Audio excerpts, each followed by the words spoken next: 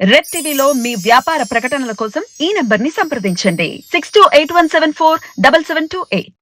Hello guys, welcome to our channel. This is Teja. ప్రస్తుతం మనతో పాటు సీనియర్ జర్నలిస్ట్ జగదేవ్ గారు. నమస్తే సార్. నమస్తే. సో కవిత గారి ఇంట్లో ఈరోజు ఐటీ సోదాలు జరిగాయి. చాలా భారీ మొత్తంలో డబ్బు కూడా బయటపడిందంటూ కొన్ని వార్తలు అయితే వెలుగులోకి వచ్చాయి. సో అవన్నీ కూడా ఎంతవరకు వాస్తవాలు అనేది ఇప్పటివరకు క్లారిటీ లేదు. అండ్ అలాగే విమానంలో కూడా భారీ మొత్తంలో డబ్బు దొరికిందంటూ కూడా కొన్ని ఛానల్స్ కూడా రాస్తున్నారు. సో ఇవన్నీ నమ్మొచ్చు అంటారా? అంత భారీ మొత్తం డబ్బు వాళ్ళ దగ్గర ఉందంటారా? ఎందుకంటే రాజకీయ నేతలు సాధారణంగా బయటపడరు ఇలాంటి విషయాల్లో. చాలా జాగ్రత్త పడే వ్యక్తులనే చెప్పాలి. సో దాని గురించి అంటే మరీ విమానాల్లో తరలించేంత డబ్బు ఉంటుందని నేను అనుకోవట్లేదు. సినిమా స్టైల్లో ఉండదు. బట్ కవిత గారిది ఇప్పుడు కాదు, తెలంగాణ ఎన్నికల ముందు కూడా ఇష్యూ అయింది. ఆవిడ ఎన్ఫోర్స్మెంట్ డైరెక్టర్ ముందు హాజరయ్యారు. ఇవాళ అరెస్టు, రేపు అరెస్టు అన్నట్టుగా హడావిడి అయ్యింది. తర్వాత లాస్ట్ ఇన్వెస్టిగేషన్ రోజు సుమారుగా ఒక వారం రోజులు 5 రోజులు 3 రోజులు గుర్తులేదు చేశారు. చివరి రోజున ఖచ్చితంగా ఇవాళ అరెస్ట్ ఉంటుందన్న నేపథ్యంలో ఎవరెవరినో కలిశారు అని కూడా మనం వార్తలు చూసాం. అంటే ఇదంతా ఎన్నికల స్టంట్లో భాగంగానే కేవలం ఎన్నికల్లో వాళ్ళతో పాటు కలిసి మద్దతుగా ఉండాలి, లేదా వాళ్ళు చెప్పు చేతుల్లో ఉండాలి అనే ఉద్దేశంలో కేంద్రం ఆడిస్తున్న నాటకం అన్నట్టుగా వీళ్ళు విమర్శలు చేయడం. అంతకుముందు కేటీఆర్ గారు లాంటి వ్యక్తులు కూడా బీజేపీ ఎవరైతే వాళ్ళని ఎదురు తిరుగుతారో, వాళ్ళ విధానాలను ఎవరైతే ఖండిస్తారో వాళ్ళని ఈడీ, సిబిఐ లాంటివి, ఐటీ రైట్స్ లాంటివి ఉపయోగించి లోబర్చుకుంటుంది అన్నట్టు కూడా కామెంట్స్ చేశారు. అయితే ఈ అంశంలో కవిత గారు లెక్కర్ స్కామ్ సంబంధించి ఎదుర్కొంటున్నారు. లెక్కర్ స్కామ్ సంబంధించి చాలా మంది ఉన్నారు దాంట్లో కేజ్రీవాల్ గారు కూడా ఉన్నారు. ఉప ముఖ్యమంత్రి సిసోడియా, మనీష్ సిసోడియా ఎవరు ఆయన ఉన్నాడు. ఆయన ఆల్రెడీ అరెస్ట్ కూడా అయ్యాడు ఆయన.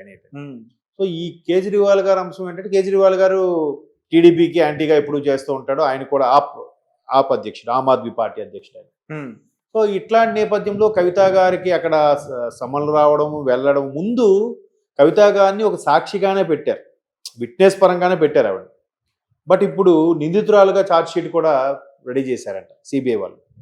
సో అయితే దీనికి సంబంధించి వాళ్ళు కొన్నిసార్లు సమ్మలు పంచినప్పుడు కూడా కవిత గారు ముందుకు మాకు అసెంబ్లీ ఎన్నికలు ఉన్నాయి తెలంగాణ రాష్ట్రంలో, పైగా మా పార్టీ కీలకమైనది, దాంట్లో నేను కీలకమైన వ్యక్తిని, ఎన్నికల నిర్వహణలో భాగంగా, ఎన్నికల క్యాన్వాసింగ్లో భాగంగా బిజీగా ఉంటాను, రావడం కుదరదు లాంటి కొన్ని ఎక్స్ప్లెనేషన్ ఇస్తూ ఆవిడ దాటవేస్తూ ధోరణిలో వచ్చారు. పిలిచినప్పుడు, సమ్మలు ఇచ్చినప్పుడు మీరు రావాలి సిబిఐకో లేదా ఈడీకో దగ్గరకో హాజరు అవ్వాలన్నప్పుడు కూడా విచారణకి ఈవిడ ఇట్లా దాటవేస్తూ వచ్చారు.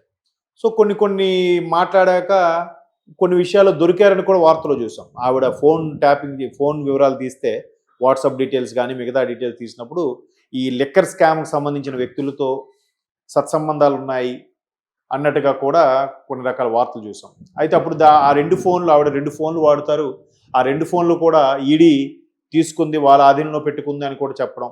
తర్వాత ఆవిడ బయటకు వచ్చాక ఇగో ఫోన్ చూసుకోండి, కావాలంటే ఏమీ లేదు అన్నట్టుగా ఆవిడ మీడియా ముఖంగా చెప్పడం, ఇలా చాలా జరుగుతున్నాయి. అయితే వాళ్ళు బయట లోపల ఏం క్వశ్చన్స్ వేశారు, ఈవిడ ఏం ఆన్సర్లు ఇచ్చింది అనేది తెలియదు.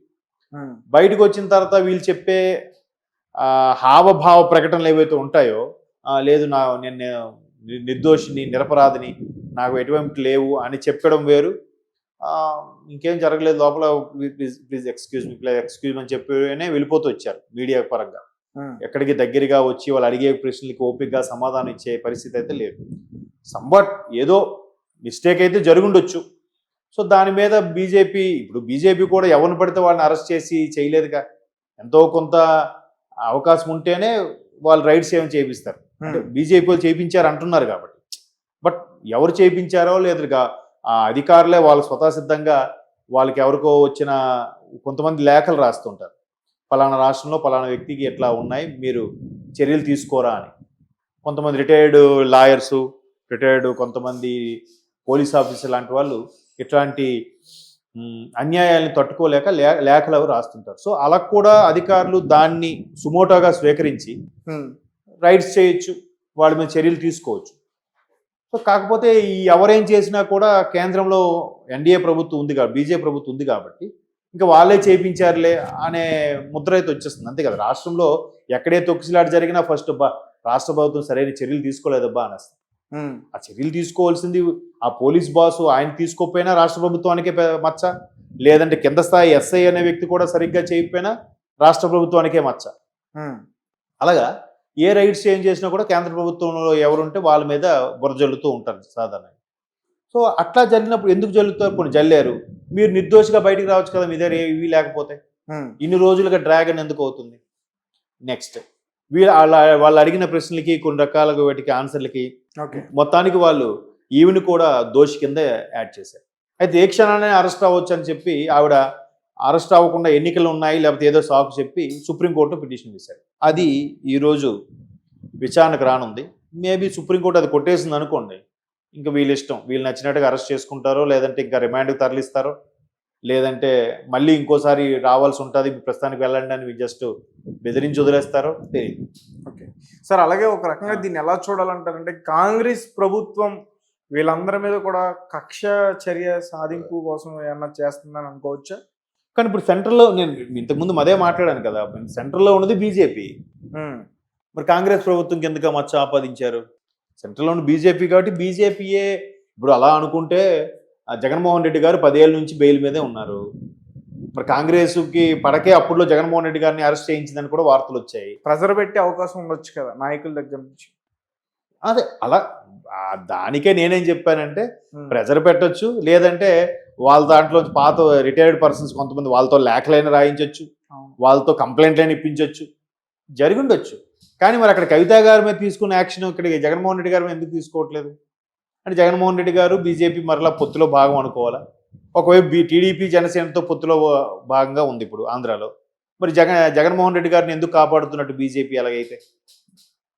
సో మీరు అడిగిన క్వశ్చన్కి ఇంకో మరొక 10 క్వశ్చన్స్ డౌట్స్ వస్తాయి. అవును, కాబట్టి అంటే ఎలా అయిపోయిందంటే అండి, ఒకప్పుడు కాగ్ నివేదిక అనేవారు, కంప్ట్రోలర్ అండ్ ఆడిట్ జనరల్ అని ఉంటుంది. సో అదేంటంటే ఏ రాష్ట్ర ప్రభుత్వం ఎంత బడ్జెట్ రిలీజ్ చేసింది, ఆ బడ్జెట్లో ఎంత భాగం ప్రజలకు చేరువైంది, ఎన్ని పథకాలకు వెళ్ళాయి, ఎంత మేలు చేకూరింది, దాంట్లో ప్రాజెక్టులకు ఎన్ని, లేదంటే నిత్యావసరాలకు ఎన్ని, మౌలిక సదుపాయాలకు ఎన్ని, ఎలా కేటాయించింది, ఇది మిస్యూజ్ చేసిందా, ఎవరైనా అవినీతి చేశారా అనే దానికి డీటెయిల్ రిపోర్ట్ ఇచ్చేస్తుంది. కాగ్ నివేదిక అంటారు దాన్ని, కాగ్ రిపోర్ట్. అది వస్తుందంటే ఒకప్పుడు ప్రభుత్వాలు బయటపడేవి. నా చిన్నప్పుడు కాగ్ నివేదిక వస్తుందంట, ఏమో మన పని బ్యాండ్ అవుతుంది, ఇంకా రాష్ట్రం పరిస్థితి, ఈ ముఖ్యమంత్రి ఇంకా రాజీనామా చేసేయాల్సిందే, లేదా ఈ ముఖ్యమంత్రి వెళ్ళిపోతాడు అని.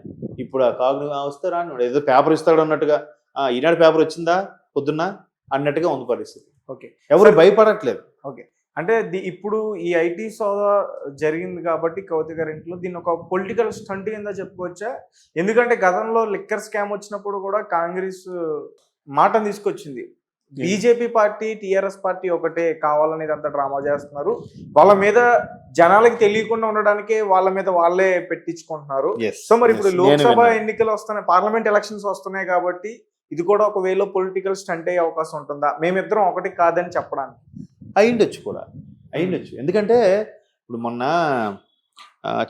దీనికి సంబంధించి ఒక ఎగ్జాంపుల్ చెప్తాను.